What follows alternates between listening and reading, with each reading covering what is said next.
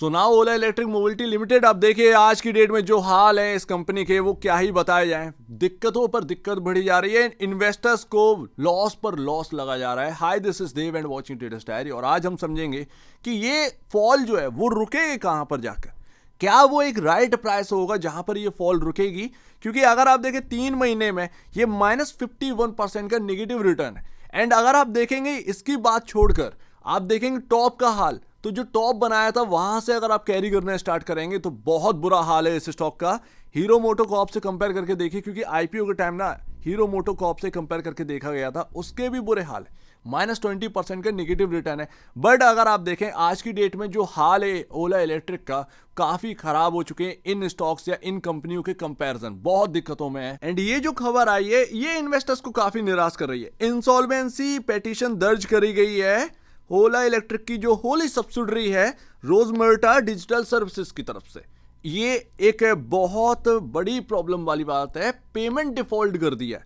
लेकिन कहीं ना कहीं सारी चीजें जो है वो सॉल्व होती हुई दिखेंगी एंड दैट्स वाई स्टॉक लगातार फॉल करता चला जा रहा है एंड रुकने का नाम नहीं ले रहा। सबसे बड़ी बात है, वेल्थ डिस्ट्रॉयर ये स्टॉक बन चुका है। और ये पेटिशन जो है वो रोजमर्टा डिजिटल की तरफ से फाइल करेगी। अब एनसीएलटी यहां पर देखेगा भाई जो आप पेमेंट डिफॉल्ट कर रहे हैं उसके ऊपर क्या यहां पर आदेश देता है। सबसे बड़ी बात अब देखते हैं, यहां पर ना प्रॉब्लम्स लगातार जो है क्रिएट हो रही है, मार्केट शेयर गिर रहा है बुरी तरीके से।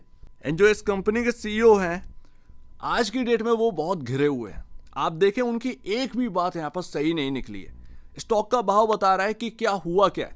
इवन सीईओ को भी अगर साइड में करें तो एक जो बैंक ऑफ अमेरिका यहां पर जो है ना जो रेटिंग्स दे रहा था कि नहीं 152 रुपए का प्राइस होना चाहिए इस स्टॉक का, भाई जिस दिन से वो बोले उस दिन से इस स्टॉक की उल्टी गिनती शुरू हुई है।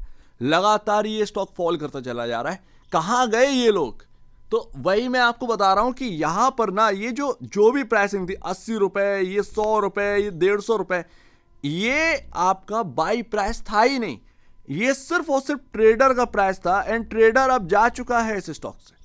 समझ रहे हैं ना? ये 152, 156, 57 रुपए का जो प्राइस आपको देखने को मिला वो सिर्फ और सिर्फ ट्रेडर की बदौलत। उसके बाद सिर्फ और सिर्फ एक इन्वेस्टर है जिसने सब कुछ झेला है। एंड बात यहां पर नहीं रुकती है। म्यूचुअल फंड का फरवरी का डेटा आया बॉस। यहां पर अगर आप देखेंगे तो -18% अपना होल्डिंग बेच के, मेरे ही asset large and mid cap, यहां पर आपका जो है होल्डिंग बेच गए 18%।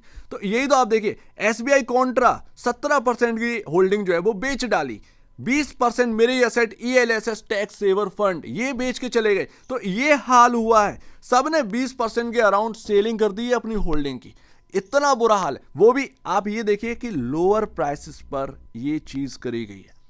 तो ये आप आए क्यों? जब आपको वैल्यूएशन एनालिसिस, इतनी बड़ी फंड्स हैं, आप वैल्यूएशन एनालिसिस नहीं कर पा रहे हैं क्या? तो ये एक ना बहुत बड़ी बात हो जाती है। इन्वेस्टर्स भी यहां पर देखता है कि भाई म्यूचुअल फंड का होल्डिंग है, अरे यहां पर तो मैं इस स्कीम का जो है ना फंड ओन करता हूं। ओन का मतलब मेरी एसआईपी चल रही है। तो बेचारे होता क्या है कि यहां पर जो एसआईपी चल रहे होते हैं उनका भी इन्वेस्ट होता है उस फंड का, तो उसी स्टॉक में वो भी लगा देते हैं। आज की डेट में भरोसा कहां करें तो कहां करें? एंड बुक वैल्यू आप देखिए 13.62। देखिए आगे का जो भी रिस्क फैक्टर बनता है, भाई मैं ऑलरेडी आपसे कह रहा था बुक वैल्यू के अराउंड मिले तो ही यहां पर बाई करना है, अदरवाइज बाई नहीं करना है। क्योंकि एक तो यहां पर एक लॉस मेकिंग कंपनी आपके सामने रखी हुई है, वो कब प्रॉफिट में आएगी एक तो पता नहीं है। ऊपर से यहां पर प्राइस दिख रहे हैं 100 रुपए। भाई मार्केट कैप नाम की चीज होती है। हीरो मोटोकॉर्प को यहां पर ना सही राइट वैल्यू भी नहीं मिल रही है एंड आप आ गए हैं तो यहां पर ना लॉस मेकिंग कंपनी, कैसे वो एक वैल्यूएशन एडजस्टमेंट हो रहा है पता नहीं भाई मार्केट के अंदर क्या चल रहा था। ये एक हकीकत है। तो अभी यहां पर अगर आप देखें धीरे धीरे बाई प्राइस आ रहा है। लेकिन मैं यही कहूंगा टेक्नोलॉजी के मामले में ये कंपनी उम्दा है। आप ध्यान रखिएगा, ओला का स्कूटर आप देखिएगा टेक्नोलॉजी के मामले में बहुत सुपर है, बहुत सुपर। मैंने यहां पर ना खुद टेस्टिंग देखी है उसकी, तो मुझे पता है कि यार टेक्नोलॉजी यहां पर ना इनके पास सुपर है। लेकिन जो बाहरी कंडीशन है वो थोड़ी टफ है। तो इसीलिए ना उस 100 रुपए या 150 रुपए या 80 रुपए के भाव में ये स्टॉक खरीदने लायक नहीं था। बट अगर मेरे पास अगर बुक वैल्यू के आसपास मिलेगा तो मैं यहां पर अगले 5 साल के लिए देखूंगा बॉस। उसके बाद यहां पर ना इन्वेस्ट करके भूल जाऊंगा। मुझे कोई मतलब नहीं है किधर भी जाए, क्या है वो यहाँ पर 7 रुपए रह जाए 70 रुपए हो जाए डजेंट मैटर, मैं 5-7 साल के लिए यहाँ पर इन्वेस्ट करके छोड़ दूंगा। नई नई कंपनी है भाई, चढ़ने में भी यहाँ पर टाइम लगता है यार, टाइम हर कंपनी को देना पड़ता है बनने के लिए, वही आप समझिए।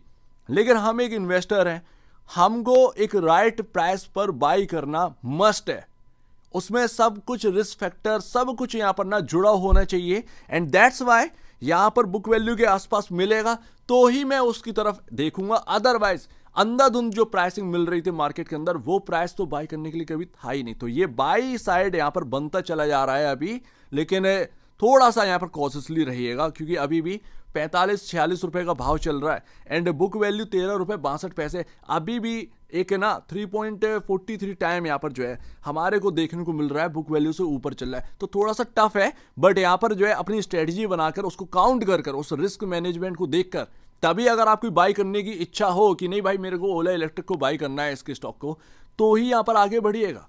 एंड लास्ट तो देखिए यहाँ पर ना बस यही चल रहा है 47 रुपए, कोई बहुत बड़ा प्राइस रहा नहीं है, 7% की एक गिरावट हमें देखने को मिल रही है। ये एक अच्छी बात नहीं है भाई, ये एक वेल्थ डिस्ट्रॉयर हमारे सामने देखने को मिला। इवन जितने भी अभी आईपीओ आया, मूवी क्विक आया वगैरह वगैरह, ये सब वेल्थ डिस्ट्रॉयर बने। खैर ओला इलेक्ट्रिक में तो आपको मैं ना जाने कितने बार एक ना अलर्ट दे चुका हूं कि नहीं भाई ये प्राइस अभी है ही नहीं। मैंने आपको ना एक एज अ ब्रदर मैंने आपको सारी चीजें समझाई हैं हमेशा, ऐसा नहीं कि मैं कोई तारीफ कर रहा हूं, नहीं, मैं रिस्क फैक्टर देख रहा था क्योंकि मोस्टली यहां पर जो इन्वेस्टर ये वीडियो देख रहा है या वगैरह वगैरह, वो भाई उसके पास पैसा है ही कितना, लिमिटेड पैसा हम जैसे लोगों के पास रहता है, लिमिटेड। हमें उस लिमिट में रहकर काम करना है। हमारे पास ऐसा नहीं है कि हमारे पास 100 करोड़ का फंड है या 50 करोड़ का फंड है, यही चीज ना सोचकर काम करा करिए। टाइम लगता है एक राइट प्राइस में मिलने का, बट वो टाइम अगर आप काउंट करके देख लें तो आपको राइट प्राइस मिलेगा। एंड अब ये राइट प्राइस के आसपास आ रहा है एंड ये फिर लॉन्ग टर्म के लिए ज्यादा बेहतर रहेगा क्योंकि 2 दिन में सारी चीजें सॉर्ट आउट नहीं होनी या 2 महीने में सारी चीजें सॉर्ट आउट नहीं होनी है, ये टाइम लगेगा, 1 साल 1.5 साल ये उभरने में टाइम लगेगा। तो वही मैं आपको कह रहा हूं ना कि यहां पर ना आपको बुक वैल्यू के आसपास मिलेगा, आपका रिस्क जो है वो सारी चीजें मैनेज होंगी, उस प्राइस में आपको जो है सारी चीजें मैनेज होगी, राइट। जैसे कि 20 रुपए 25 रुपए ये प्राइस रियल था बाय करने का बॉस, इवन 30 रुपए चलो ठीक है, इतना बड़ा रिस्क नहीं रहता है, बुक वैल्यू के हिसाब से लमसम 2 टाइम पर मुझे मिल रहा है, तो 2 टाइम पर मिल रहा है, चलो ये आगे के लिए रिस्क फैक्टर जो है वो मैनेजेबल है। आज से मैं अगर 5 साल के लिए छोड़ दूंगा, अगर मुझे 25-30 रुपए पर भी मिलेगा, मैं अगर वहां पर बहुत ज्यादा एक्साइटमेंट में बाई भी कर गया, तब भी मेरे को 5-7 साल में ना ये एक बेहतरीन रिटर्न बनाकर दे सकता है। तो ये सारे रिस्क फैक्टर ना मैनेज होते हैं। लेकिन ये ना न्यू एज कंपनी जितनी भी हैं ये एक बैट की तरह है, चली तो लंबा चली और अदरवाइज गिरी तो यहां पर ना वो आपका पैसा बिल्कुल फंसा रह जाएगा। तो ये भी एक बात होती है। तो यही तो एक सबसे बड़ी बात है कि यार इतना आसान नहीं है मार्केट कैप्चर करना। आपने तो कह दिया कि हम ये कर देंगे वो कर देंगे, इतना आसान नहीं होता। वैसे भी ईवी मार्केट काफ़ी टफ है।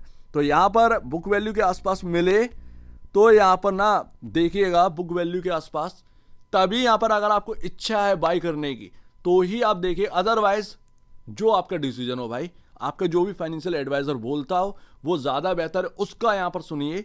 अगर वो कह रहा है कि नहीं ये प्राइसिंग बेहतर, तो आप उसकी तरफ चले जाइए। मेरे हिसाब से कहीं ना कि बुक वैल्यू के आसपास मिलेगा तो ज़्यादा रिस्क मैनेज होगा। रिस्क तब भी रहेगा लेकिन रिस्क मैनेज काफ़ी ज़्यादा होगा। कम से कम तुम वो 100 रुपये वाले में तो शामिल नहीं हो रहे या 80 वाले में तो शामिल नहीं हो रहे। आज की डेट में ये वीडियो काफ़ी ख़राब लग रही होगी कुछ लोगों को जो कि टॉप पर फंसे हुए हैं। क्या कर सकते हैं? वो आपको मार्केट कैप दिखाई नहीं दे रहा क्या? हीरो मोटोकॉर्प के पास आसपास का मार्केट कैप देखने को मिल रहा है लॉस मेकिंग कंपनी का, आप उसके अंदर एंटर करें क्यों? ये एक सबसे बड़ा पॉइंट वाली बात होती है। तो वो आपका डिसीजन है भाई, ऐसा नहीं है कि ये कह दिया मैं कोई भगवान हो गया, नहीं ऐसा नहीं है। मैं तो कब से यहाँ पर कवर कर रहा हूँ, मैं आपको सारी चीज़ें बताया, इसीलिए मैं आज की डेट में बोल भी रहा हूँ क्योंकि जानते हैं लोग कि हाँ भैया इसने बोला था ओला इलेक्ट्रिक के ऊपर। ठीक है, सो उम्मीद है काफ़ी कुछ आपको समझ में आया होगा। एक बार निवेश से पहले या बेचने से पहले अपने ब्रोकर एडवाइस से जरूर सलाह लीजिएगा, या खुद की स्टडी करेगा, उससे बेहतर कुछ भी नहीं, खुद की स्टडी ही मस्ट है। तो आप दीजिए वीडियो देखने के बाद धन्यवाद दोस्तों।